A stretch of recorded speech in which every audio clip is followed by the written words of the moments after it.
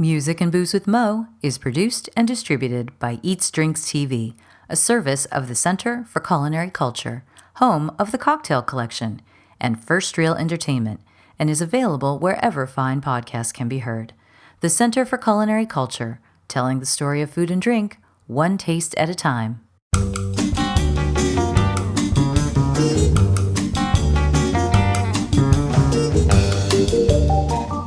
Welcome to Music and Booze with Mo. I'm Mo Herms, and I've worked in the music industry most of my life, so have met some pretty amazing musicians over the years. I also love a good cocktail, and I've encountered some really interesting bartenders as well. It seems that there's a lot of crossover, so when I can, I like to talk to musicians and bartenders about music and booze. Join us at the bar, won't you?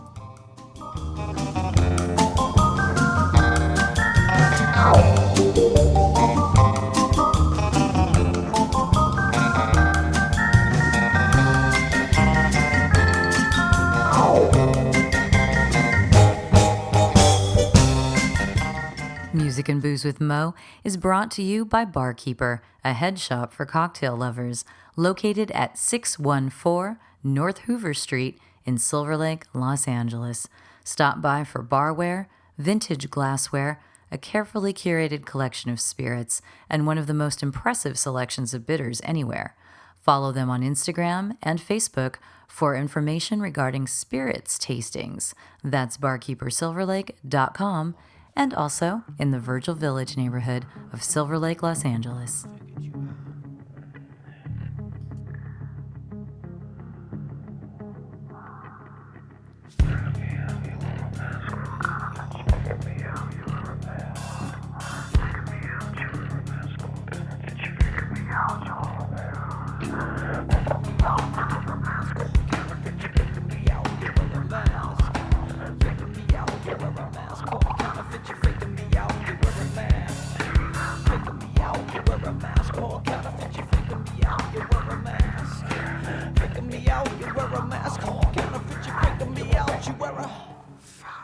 Super excited today to talk to Deke Dunne. He is the beverage and creative director of Washington, D.C.'s Allegory. This is a spot that has been winning all kinds of awards lately. Some Tales of the Cocktail awards, some World's Best Bar awards, but mostly it's just a place that has a really strong identity, believes in itself, believes in civil rights, and makes fantastic drinks. Deke is going to talk about playing guitar, bass, playing trumpet, singing in Cookie Monster voice, and of course, making drinks. So let's head over to Washington, D.C. Sure. Yeah, my name's Deke Dunne. I am the beverage director and creative director at Allegory at the Eaton Hotel in Washington, D.C., the nation's capital. I just had the nation's capital, a hot spot. Yeah. I just had a conversation with a friend the other day where he was defending to someone hotel bars. And someone was like, "There's no good hotel bars." And when I heard that, I was like, "Wait, what? What decade is this person living in?" Because that is so no longer true. And Allegory has been like, I mean, you guys have been on a tear. The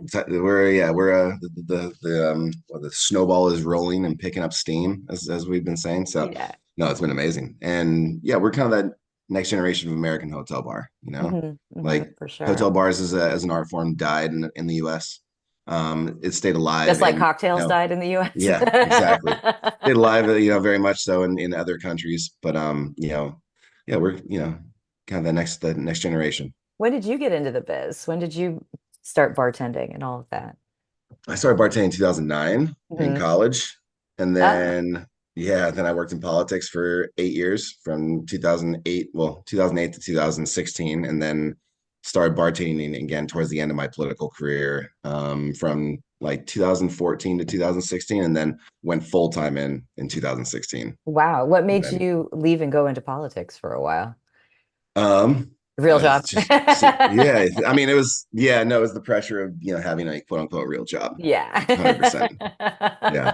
Didn't want to disappoint my parents, and the whole thing. Well, it's like there are certain kinds of jobs that you have to kind of prove to older generations, no, this is respectable, and actually Yes. look at what the salary could be. And they Oh, just for don't sure. consider that. I'm a partner in a bar, and I remember when I told my dad I was going to do that, at this point in time, he was just like, actually, that's not a bad idea.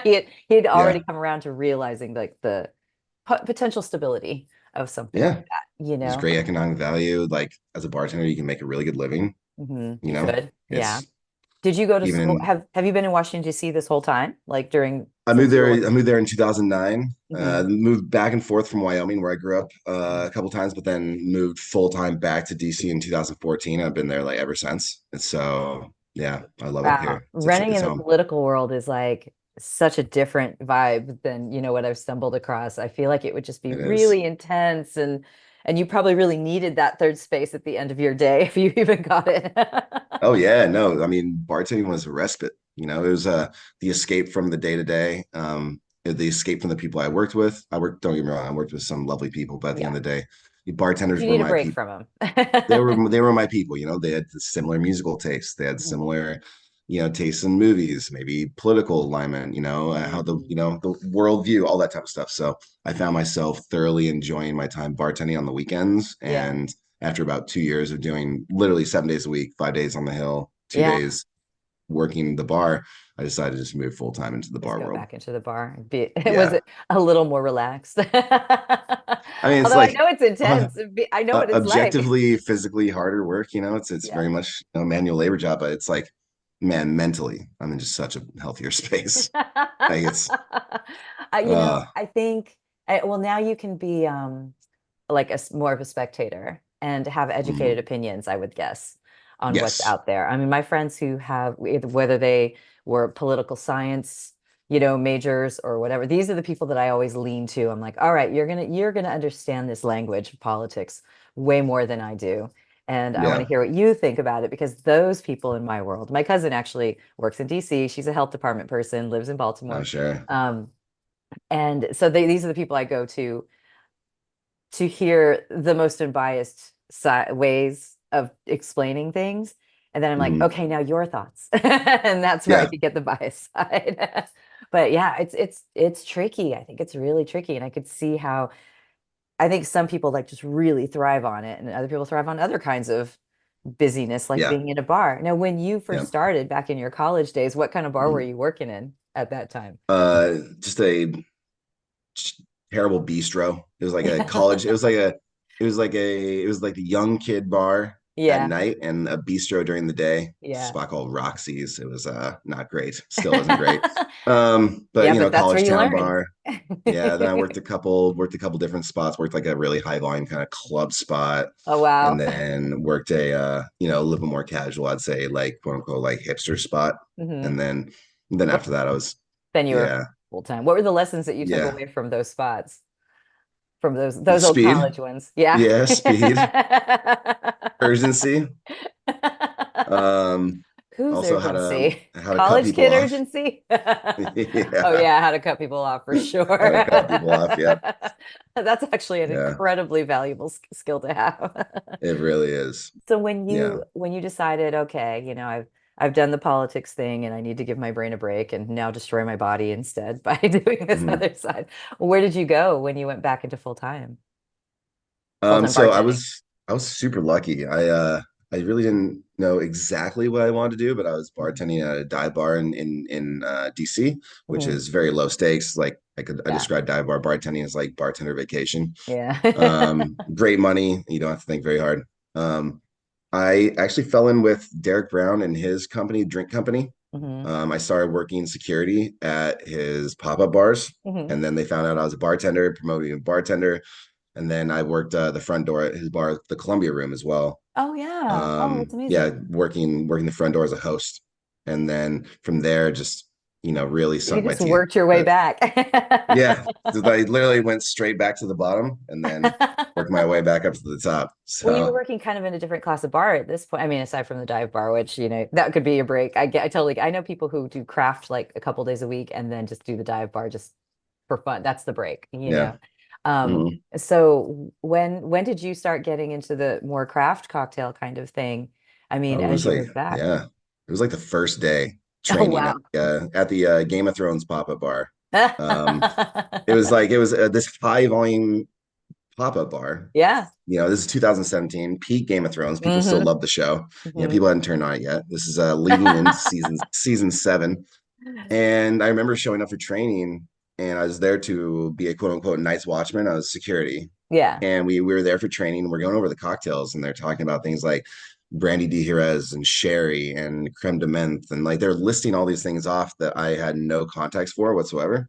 And in in my former world, I like really pride myself on knowing things because that's what politics is all about. But like, Yeah. I was totally in the dark when they That's were going through wild. their training, and I was just I got the bug right then and there. I want to know more. I need to know more. Like, I don't know what's going on, but all these people are like really smart and they're really into this thing, and I know nothing about it. And so that was really the beginning. Where I was like, okay, there's a lot to chew on here. There's a lot to study, and it was super fun to like really dive in headfirst into it. And I was Yeah. with literally the best bar group in the city at the time, so Seriously. Yeah. What an it amazing was really opportunity. easy for me to learn and learn Yeah. quickly. Yeah, well, I'm sure So you had to learn quickly and everything, yeah, but it sounds like you also are kind of geared towards like, yes, stimulate my brain, let's yeah, do it. Which is, I mean, I've always said I am too intimidated to bartend because I am one of those people, if you put me on a game show about something I know everything about, I will just blank. A deer in yeah, headlights, boom, I'll do it. So I'm like, you don't no, want me for back sure. there because someone will say make me old fashioned and I'll just look at them funny. Even though everyone on the planet probably knows how to make that drink. And I just be like, wait, what? Oh So, yeah, put a so camera in I'm, somebody's face and things change real fast. yeah, right. So Yeah, that must have been kind of challenging, but I guess it was challenging in a fun way because you probably had to yeah. learn a lot in a really short period of time. Oh, just crash course. Read all the books. Read every Dave Wonders book. Read all the books about rum and mezcal and whiskey and just you know Which, reading and trying all the classic cocktails and yeah. just yeah, Yeah. yeah, What spirit was kind of a revelation to you during this time? Usually there's something that pops up that you're like, yeah. hey, I didn't know I could play so much Oh yeah, rum was rum. incredible. Yeah, it was like all the different categories, all the different styles. You can't see Yeah, this, but I'm your wearing a rums Hawaiian dress right now. nice. And I will admit, I tend toward a sweet tooth as well. Like that's just I'm not a dry flavor guy, Yeah, so yeah. the natural sweetness within rums, all the different. It was like it really just spoke to me, and I jumped headfirst into that Rum category. is a wild Yeah, category though, because I mean it it comes is. from everywhere. Like Mhm. it literally is from all over the world, and there's so many different expressions and so much going on there that if you have the capabilities to have a big arsenal of rum, there's so much Yeah, you can do. So were I you one think of that's those what's so cool about it. It's yeah, like it's a direct expression of the culture yeah, where it comes from, which I think yeah, is fascinating. So you have to learn about not only the juice, but you have to learn about the history, where it comes from, and I yeah. think that was a really fun part for me. Yeah, that's really great. So I usually ask this later, but this is kind of hitting me now. I'm guessing that you probably had the opportunity to start. Well, you're the beverage director now. So when did you have the Mhm. opportunity to start creating your own cocktails? Like, this is Yeah, my baby. I know. It was super quick actually. Like we Yeah. opened up Allegory 2 years after I quit politics. Mhm. And I came over as like one of the opening like managers for the bar. And Wow, then, yeah, which was like super cool. that's And great. I had like a couple drinks on our opening menus, in 2018, 2019. And then the pandemic hit and, the bar stayed kind of stagnant throughout the entire pandemic. Basically, the Mhm. entire team left and I stuck around because I saw the potential in the space, and I was lucky enough financially to be in a position where I could stay in DC. Mhm. A lot of Mhm. my good friends had to leave, Yeah. for all sorts of reasons. So Yeah. when we reopened, I basically took over the entire program, hired a whole new team, we built a whole new menu, and now from the last couple menus, it's been me and my team's vision, on what the menu, on what the cocktail's been like. So that's been like super cool having that type of creative control and be able to Yeah. go in whatever direction I feel necessary. It's Yeah. really awesome. So Yeah. have you had the opportunity yet to do some drinks that are based maybe on songs, song lyrics, music, artists you like, or does that I not quite fit definitely, in with I, Allegory? it sort of does. Our project is super niche, as you Mhm. probably know. We are very specific on what we talk about. Mhm. But there's always an element to it for sure. Like there's subtle references throughout our menu to music. There's like a couple Biggie references on our current menu. Oh, hey. We're talking about Ruby Bridges. We run a library menu that is like basically for our wait list. On the weekends, we'll have a hour and a half, 2 hour wait, and we'll Yeah. serve drinks. Serve drinks to people in the library, and there I'll reference a lot of music. Like the shirts that we wear, Mhm. our allegory shirts were designed after like 1980s like heavy metal and hardcore t-shirts. Nice. So they kind of have that like 80s like vintage vibe to it. So definitely That's try to funny. sprinkle elements of my In there. musical taste into the Yeah, program for yeah. sure. Uh, Well, let's get into your musical taste then, because you told me that yeah. you used to play in a lot of bands. I'm guessing this is back in Wyoming. Yeah, back in Yeah. Wyoming. What was it Yeah. just that you're like, what is there to do right now? We're going to play music, or were you just Yes. always driven to play music? It was definitely a thing where it was music was an amazing escape. I Yeah. lived in Wyoming, which is ultra conservative. Almost everyone listened to top 40 country. Mhm. And I grew up just not liking country at all. And I needed an outlet, which is I was ironic because like, I'm like, well, how could you not like it at all when it was the only thing you ever heard? You were just I tired of it know. at a Yeah, point. no. And I'd never identified with like the country lifestyle, even though Mhm. I love where I come from. Yeah. So I like turned to punk and like metal. Actually, it was new metal that got me into heavier Yeah. alternative music. So How'd like you find it? Corns, Limp Bizkits. Yeah. Well, thankfully at the time it was the biggest music on the planet. Yeah, I guess that's true, huh? It was All like the new metal stuff. 1997 through It was all over 1999. the radio. It Yeah. was like number one hits after number one hits, and it spoke to me. I was like, oh, this is heavier, this is grittier, it's angry. And then from there it was like What was one of the first ones you remember hearing that you were like, yes, finally? Like some oh bands that really spoke to yeah, you. No shame. $3 Bill Y'all, Counterfeit by Limp Bizkit. Yeah. There you go. I think they're having a um resurgence, right? they I are, think some of the yeah, I mean shame. Corn. Yeah. Yeah, Well, early Corn I don't think stuff. corn's ever gone away. Corn's like No, yeah, always Corn's it's awesome. Limp Bizkit that's ridden the Yeah, the they've ridden wave. the hate train, and now Yeah. they're a critical darling again. I It's know, right? fascinating. It I'm is. here for it. It's It's always always been fascinating to fun watch how it music. happens. Totally. Yeah, It's like you're not supposed to take it so seriously. You can make fun of it yeah, and still enjoy it. You know, it's yeah. fine. It's fine. But from there, I got into like that was my gateway to punk and hardcore. So Yeah. then I started like listening to a lot of like street punk, skate punk, Mhm. early like straight edge punk, that type of thing. And Yeah. that's when I started playing like a couple punk bands. Yeah. What were you You playing? know, I played bass and I was a vocalist. Oh, see, you Yeah, did sing. Okay, that's what I yeah, yeah, yeah, thought. When you were younger and the voices were durable. yeah, yeah. Did you just teach Played a couple yourself to play? shows. Yeah. Oh, Yeah. I was still a terrible bassist, but yeah. When did you get your first guitar? Let's see. I never owned my own bass. I borrowed my buddy's bass Oh my God, you're in kidding. sixth grade. I borrowed his bass and just never gave it back. He never asked for it back. That's So already kind of punk, I guess. yeah, yeah, yeah. Not even playing on your own Just out instruments. stealing that shit. Yeah. What, I mean, did you stay friends with that friend, or did they just didn't Yeah, care? yeah. No, it's just, it was an impulse buy for him, I think. Like, when you're a kid, your Yeah, interests are totally. so fleeting. They're like, oh, I'm gonna be in a rock band. I'm gonna play Hmm. bass, and then you buy the bass, you play it for literally three Like, weeks, realize how difficult it is, and then and give it then up. you put it in a corner Oh, and let it sit yeah, there. exactly. So, Oh my God, that's hilarious. So you yeah, had yeah, that bass. yeah, yeah. And And that's what got then you to the band, huh? yeah, exactly. And no, I was also a good natural singer. Singing in chorus and stuff as a kid in middle school and elementary school. Oh, So awesome. that was like a natural transition into like being the front person for the band. Okay, so And you then telling me that you yeah, can't sing anymore actually comes from a basis of, but I could sing once. That's I hilarious. was a decent singer at one point. Yeah, absolutely. Now I'm So you- garbage. It turns out like alcohol and the occasional cigarette doesn't do great for the vocals over the years. You know, it just changes the quality, I think. You know, we've Yeah, heard enough blues singers where you can hear how that changes over time.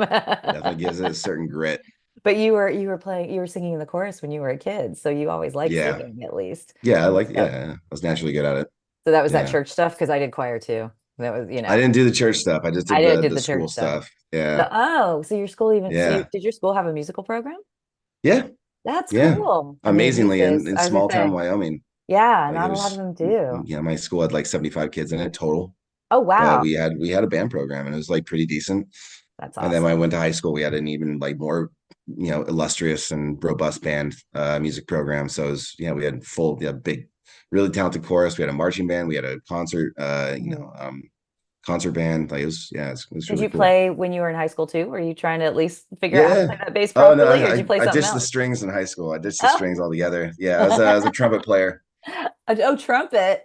Yeah, That's I was a trumpet. awesome. Well, that Yeah, was in the 90s too. anything with three keys, baritone, French horn, trumpet, Oh and my then God. yeah, That's incredible. yeah, it's super cool. Did that ever go into the band? Any of No, the bands ska you was always too cringe for me. I'm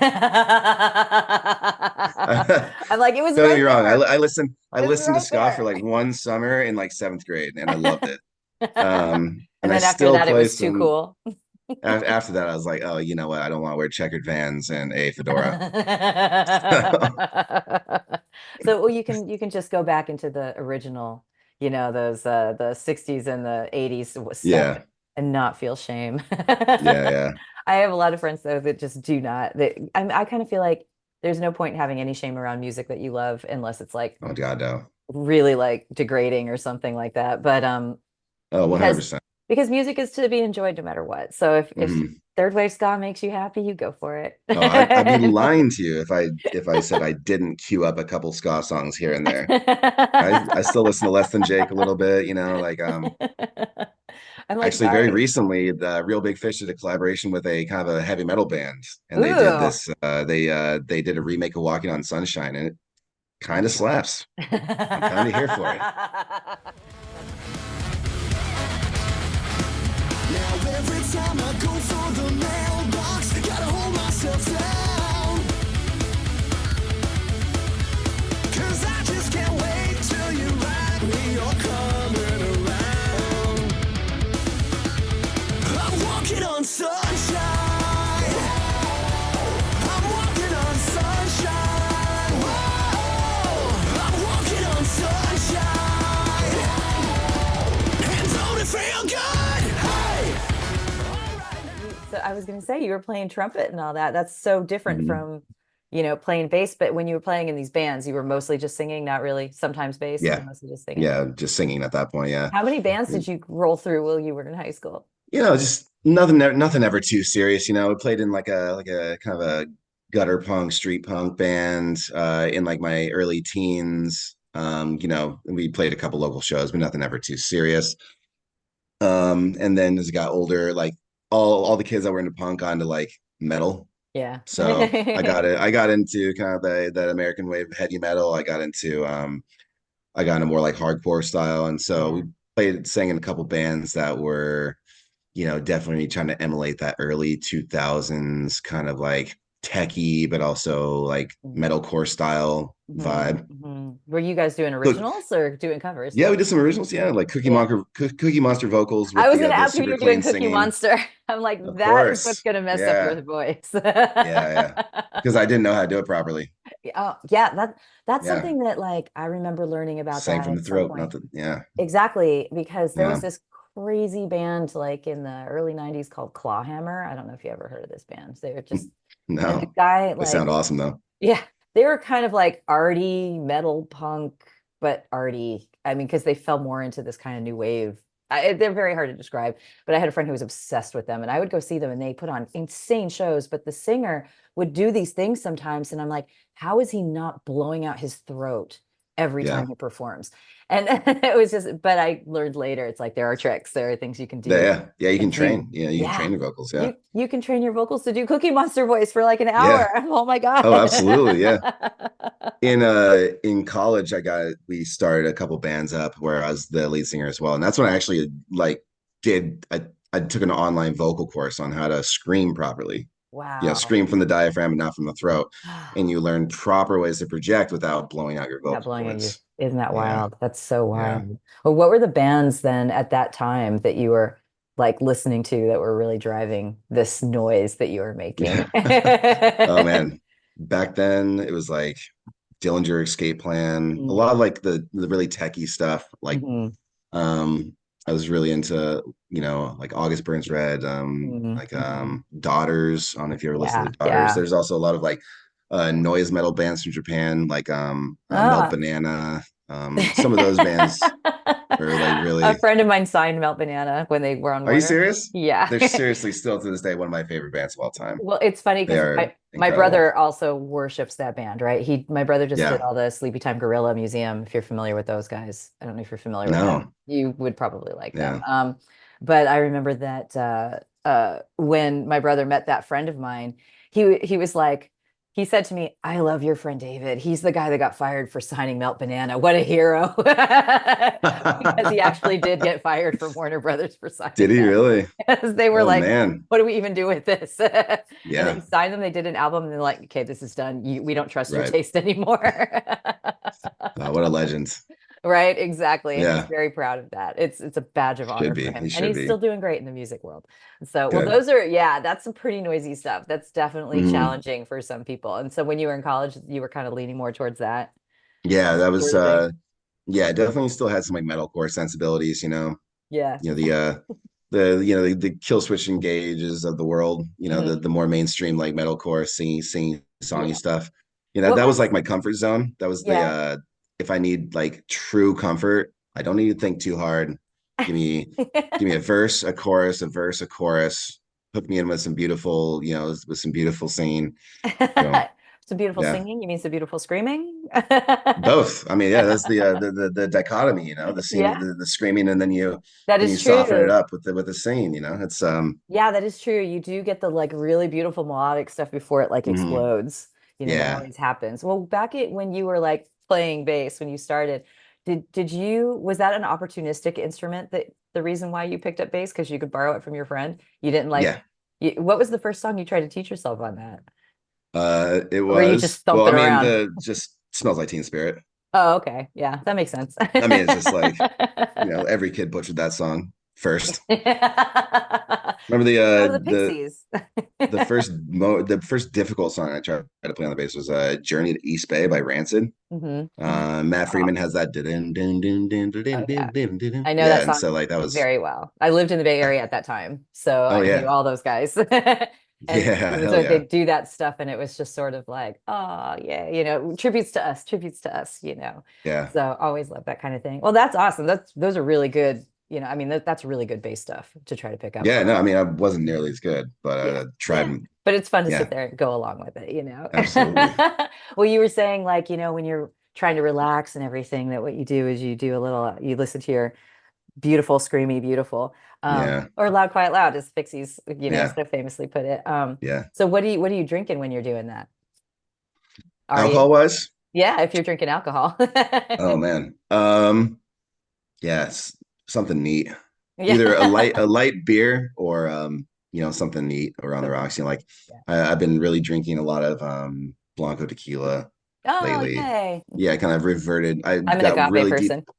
really deep into mezcal, and I love mezcal so much. But from a from a relaxation and chilling Mhm, standpoint, like I mhm. said, it's if I'm listening to some comfort music, I want to drink something that's comforting that I don't want to think too hard about as Yeah, well. yeah, yeah. And like a good Blanco tequila, well crafted, It's it's so beautiful. It is, you're yeah, it's right. It's great. relaxing. It's really Yeah, relaxing. And I yeah. mean, because it's so clean, but it's still Mhm. got stuff going on. Now, Still has flavor.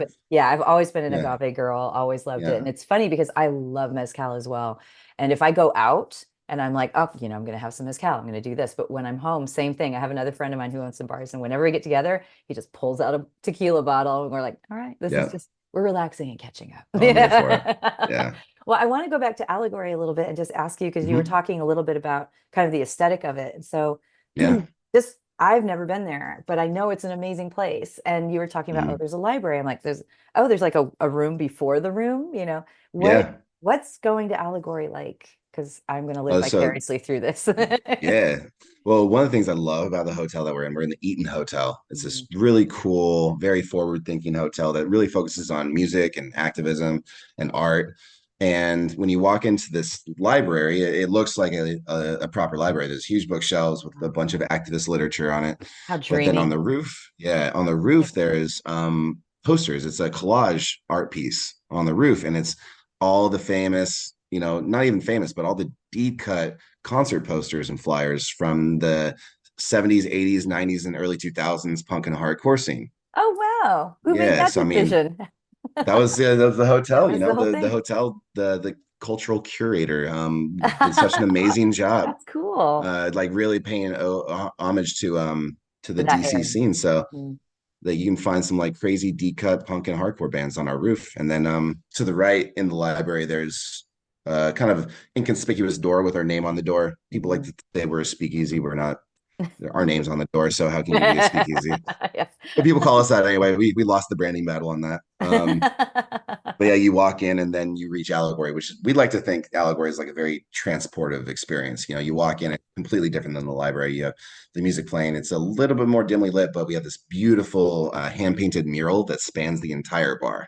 And it's That's Alice in nice. Wonderland, but Oh, told from the wow. perspective of Ruby Bridges, the civil rights pioneer. Hmm. So it's this kind of like Oh, ghoulish, kind of freaky, updated version of Alice in Wonderland, but yeah. featuring Ruby as Alice. Oh my God, And that's so we're kind of telling beautiful. their two stories at the same time. So that's where the term allegory comes Allegory from. comes from. Oh, that's Yeah, incredible. but the mural is so dynamic. We have it lit up with beautiful lighting, and it really just takes your breath away when you see it. Oh, that's And awesome. our menu ties in with it. Like our menus are Hmm. storybook style, kind of Hmm. telling the firsthand point of view of Ruby as she goes into an all white school for the first time. Yeah. And then we have all the art reimagined on the other page, so Mhm. it's like they kind of go hand in hand together. That's incredible. That's so Yeah, incredible. I didn't realize it had those ties. I mean, it makes a lot of yeah. sense, but that's wow. And so, that's pretty much you guys live through that mural. So when the drink menu Yeah, changes, it's still inspired by the menu or the mural is these the stories and guiding civil ethos, the rights guiding and light is it is our it's our identity. Yeah, that's exactly. amazing.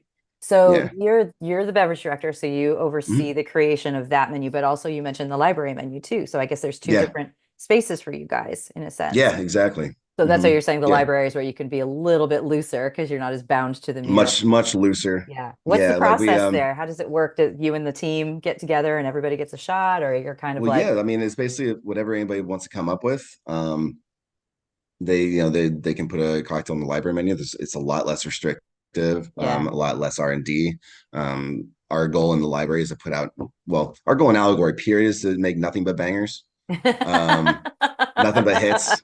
But in the library, we really focus on like simple flavors, like approachable flavors, because we Mhm, want people to enjoy themselves while they're waiting to go into the bar. So, mhm. you know, like classic combinations like rum and coconut and lime, or No, like, yeah, yeah. like we keep things like a lot more simple. You know, we have a clarified like porn star out there. We have a clarified aviation. Super easy grab and goes. You pour on a rock, you give it to the guest and Yeah. say, we'll be ready for you in an hour. Oh, Um, wow. And so yeah, I was going to say, do you that's ever get people who are like, I'm cool staying in the library. I just want to hang out there. Yeah. Yeah, Yeah. that I too. mean, on the weekends, like at the library, I mean, once we usually fill up around like 6:30. I Hmm. mean, when we hit our really busy season, we usually fill up at like 5:15, like right when we open. Yeah. So people will hang out in the library for an hour, hour and a half while they wait to go Yeah. inside. Yeah. So how do you feel about all the accolades that have been coming your way? Pretty cool. It's pretty cool. I mean, was Um, that something that you guys were thinking about, or then all of a sudden you started getting, yes, yeah. like we always acutely aware. Um, I was acutely aware of like the larger scene. You know, Mhm. I travel a lot, so I'm Yeah. aware of like a lot of big players, and like you can't help but notice the fact that they have some plates on their back bar, or some 50 best tins, or Yeah. some Yeah. scars hanging, and like so you become very aware of the scene, and like when you're dealing in the high end cocktail scene, a lot of those people.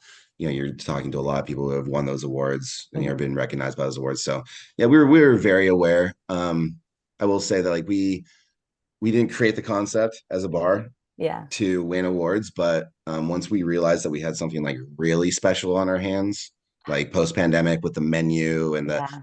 team and like the vibe and everything, we realized, oh, this is pretty darn special. Then we started to make a bit of a conscious push in that Hmm. direction, Hmm. but we never did things in order to win an award. Like we never Yeah. created a cocktail saying like, oh yeah, this is like an award winning cocktail or whatever. Or like when we made our menu, we made the menu based on our mural, not based on what we thought would win best cocktail menu at 50 best. Yeah. Yeah. So That's, yeah. I mean, I love that you guys, and you've been back open a couple years now. Hmm. Gosh, it's so weird to think it's been like 4 years, I know it's you know, crazy. It's so crazy. strange. I love Yeah. that it's that mural that keeps driving you. And I'm sure, Yeah. the world just keeps changing in such a way that I think you can probably keep on interpreting things from that mural. Yeah. So I mean our next menu is coming very soon. So we've had the same menu for about 2 years now. It Oh, wow. actually, we set out to make the menu with the intention of retelling the story. Ended up winning a lot of awards, like the 50 best, being nominated for World's Best Menu Hotels, which was so cool.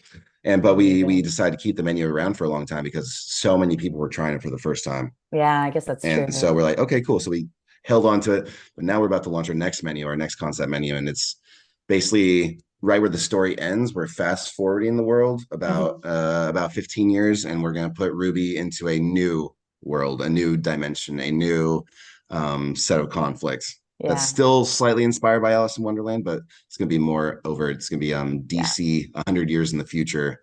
Yeah. If all the books got banned. So Oh, wow. yeah, Wow. God, I yeah. love it. I love it. So So you yeah, get to, Ruby's I, books are being banned around the country right now. it's crazy. It's, So we're I'm gonna try like, to really highlight that yeah. problem and talk about the pitfalls. Of losing Yeah, losing yeah, education, losing exactly. history. That's Hmm. basically what it is. Because you think about Ruby Bridges was one of the absolute bravest people in the civil rights Incredible. movement who Yeah, had no choice. yeah. Thrust into it. Just a little girl going to school. Yeah, That's it.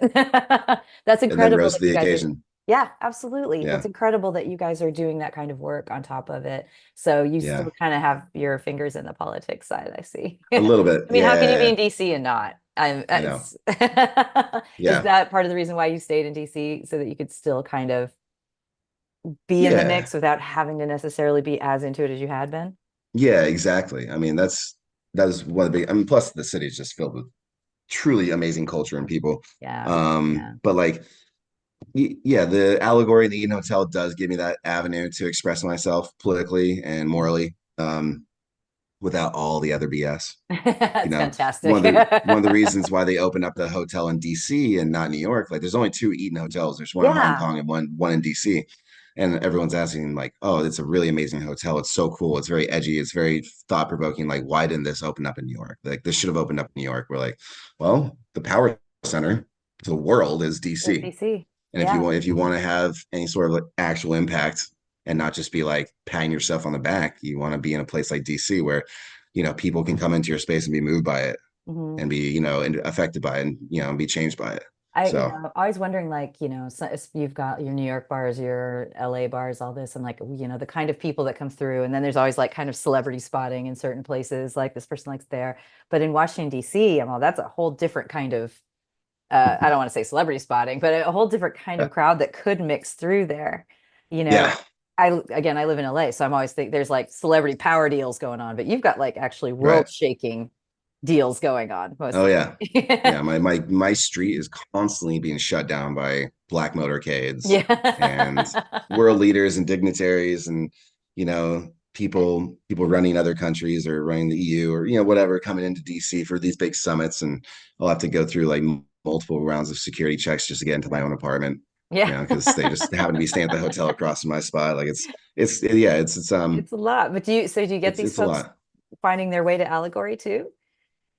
I mean, Sometimes it's pretty rare. It's not the pretty rare. super famous, but I would say you probably still Yeah. get like your senators or whatever stumbling through there, I would think. Sometimes we're Yeah. we're a little too cool for them. Yeah, if I'm just being completely honest, we're a That's little kind of where I was going. I'm like, so maybe a is little too anybody edgy for interesting them. shopping in there? Yeah. I mean, we had AOC come through when we first opened. We actually had a Mhm. lot of freshman members come through when we Yeah. first opened. Now they Um, don't have time anymore. but now they don't really come through.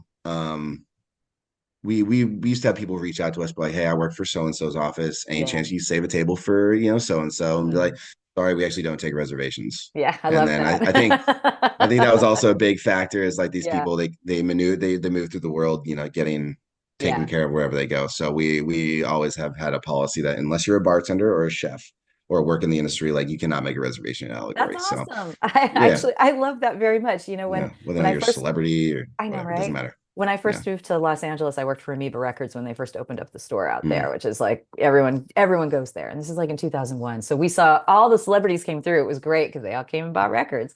But we Yeah. would get the assistants that would call and say, "Hey, we want this record, this record, this record, this record. Can you just put it aside and then I'll come by and pay for it?" We're like, "Yeah, no. You No. can't do that. It's like release Yeah. day or there's a special edition this."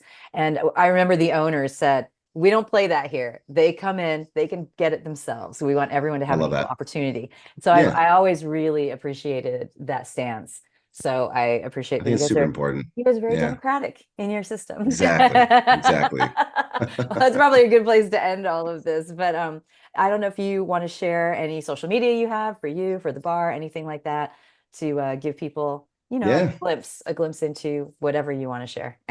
Yeah. If you want to follow anything Allegory, Allegory_DC on Instagram, we post anything there as far as new menu release, guest shifts, anything happening with the bar, all that Yeah. stuff. My personal Instagram, same situation. It is DEKE_DC. That's Yep. and if you want to reach out, that's usually the best place to find me is on Instagram. Easy enough. Okay. Well, thank you Yeah, so easy. much for taking the time to chat with me about all this stuff. It's so exciting to hear about Allegory, and I haven't been to visit my cousin in too long, and I'm regretting it right now. You owe yourself a visit.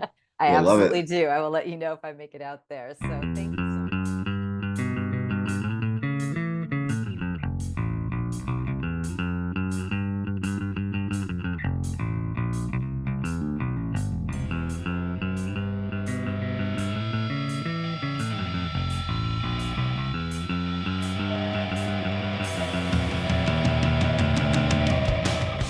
So, yep, there are things besides politics hopping in Washington, D.C. As we mentioned, they have an astounding bar scene out there. And one day, I better get to Allegory. Again, on Instagram, it's Allegory_DC. And if you want to look up Deke, it is Deke, DEKE_DC. And that way you can follow all the adventures and find out what awards are they winning next, because there are going to be more. Thanks so much, Deke, for chatting with me. We talked a lot about music on this one, but we had talked a lot about the bar too. So I think it was pretty balanced, but really fun to dive into some of those tunes. And there's a playlist over on Spotify. Check out the Music and Booze with Mo Spotify page for that.